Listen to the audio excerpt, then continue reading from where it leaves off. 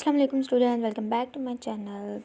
In this lecture we will discuss about the selective reabsorption. तो पिछले lecture में हमने पढ़ा था glomerular filtration, आज हम पढ़ेंगे selective reabsorption. So the composition of glomerular filtrate and the urine is different. It means that the fluid content become changed while passing through the renal tubules including PCT, leukophile and DCT in nephron. तो यहाँ पे बताया जा रहा है कि जो glomerular हमारा फिल्ट्रेट बनता है ग्लोमेरुलस में, मैंने आपको बताया था पिछले लेक्चर में, और जो हमारे यूरिन बनता है तो उसमें जो फ्लूइड कंटेंट्स हैं, मतलब उसमें जो फ्लूइड्स वगैरह हैं तो ना वो चेंज हैं, ठीक है। फ्लूइड कंटेंट्स उसमें यूरिन में भी चेंज है और ग्लोमेरुलर फिल्ट्रेट में चेंज है। तो आखिर ये ऐसा क्यों हो रहा है कि जब जो ग्लोमेरुलर फिल्ट्रेट है वही जाके यूरिन बनता है तो फिर कंटेंट्स जो हैं, ठीक है, वो चेंज क्यों हैं?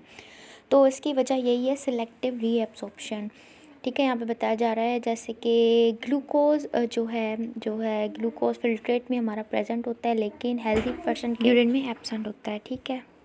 लेकिन जो डायबिटीज़ के पेशेंट होते हैं उनके यूरिन में जो है ना ग्लूकोज का भी अमाउंट होता है क्योंकि वो रीएब्सॉर्ब नहीं कर पाते ग्लूकोज को। The amount of urea and uric acid present more in the urine than the filtrate. तो जो अमाउंट है यूरिया का वो यूरिन में ज़्यादा होता है as compare to the filtrate. तो ऐसा क्यों हो रहा है? ऐसा इसी वजह से हो रहा है रीअब्सॉर्प्शन की वजह से कि कुछ जो चीज़ें हैं ग्लोमेरुलर फिल्ट्रेट से क्रॉस होकर पीसीटी टीसीटी में आती हैं तो वहाँ पे वो वापस रीअब्सॉर्ब होकर ब्लड स्ट्रीम में चली जाती हैं, ठीक है, जिसकी वजह से वो यूरिन में मौजूद नहीं होती। जैसे कि मैंने आपको एग्जांपल दिया ग्लूकोज।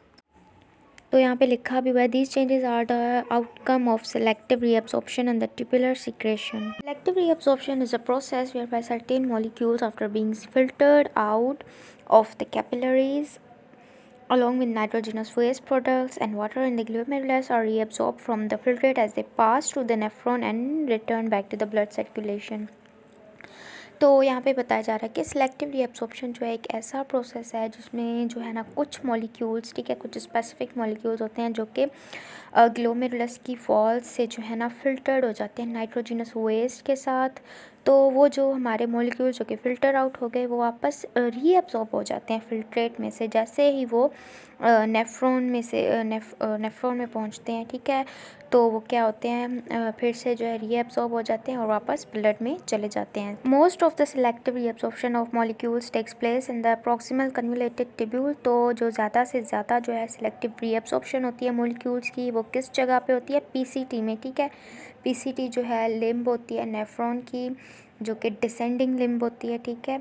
उसके बाद water about 67%, sodium and potassium variable quantities. तो यहाँ पे ना क्वांटिटीज़ बताई गई हैं कि क्या चीज़ कितनी जो है मतलब रीएब्सॉर्ब होगी।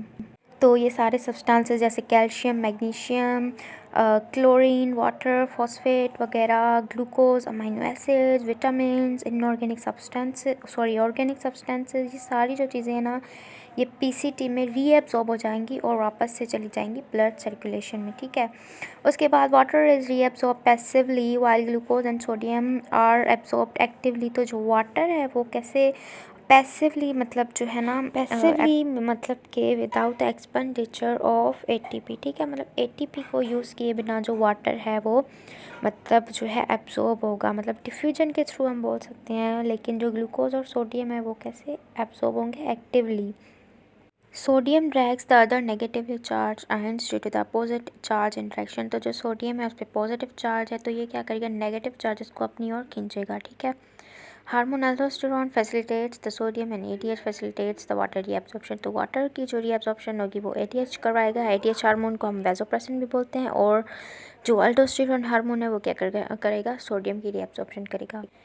तो ये था आज का लेक्चर। अगर आपको पसंद आया हो तो लाइक करें, शेयर करें एंड कमेंट करें।